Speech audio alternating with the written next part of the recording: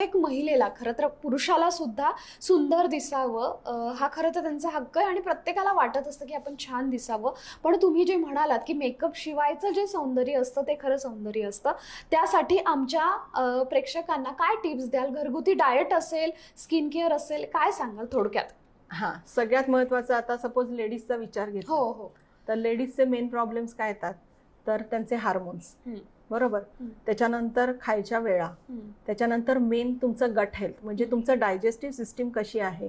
तुम्ही जे खाता ते तुम्हाला नीट पचलं तर तुमच्या शरीराने जर ते नीट ॲब्झॉर्ब केलं तर तुमची सिस्टीम व्यवस्थित छान चालणार. आणि ते जर नीट नाही चालला तर तुमची स्किन खराब होणार. दुसरी गोष्ट म्हणजे डेफिशियन्सीज काही असतील तर तुमचे केस गळणार, तुमची त्वचा खराब दिसणार, तुमची त्वचा डल दिसणार.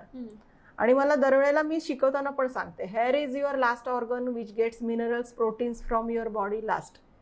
मग तुमच्या शरीराला जर ते काही कमी पडलं तर केसांना सगळ्यात पहिले केस गळतात आणि मग त्याची हळूहळू रिफ्लेक्शन तुमच्या शरीरावर दिसायला लागतात. त्यामुळे पहिलं म्हणजे तुमचं डाएट तर चांगलं पाहिजेच.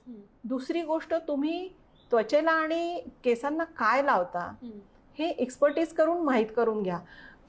यूट्यूबवर बघितलंय किंवा गुगल सर्च केलंय, कारण तुम्हाला तुमची स्किन कळते का हे सगळ्यात महत्वाची. प्रत्येकाची स्किन वेगळी असते आणि त्याची गरज वेगळी असते. मी जसं सांगितलं तसं तुम्हाला ते माहिती आहे का, कळतंय का? कळत नसेल तर सल्ला घ्या ना. आणि त्यानुसार तुम्ही जर तुमच्या त्वचेची काळजी घेतली तर त्याचे लॉंग लास्टिंग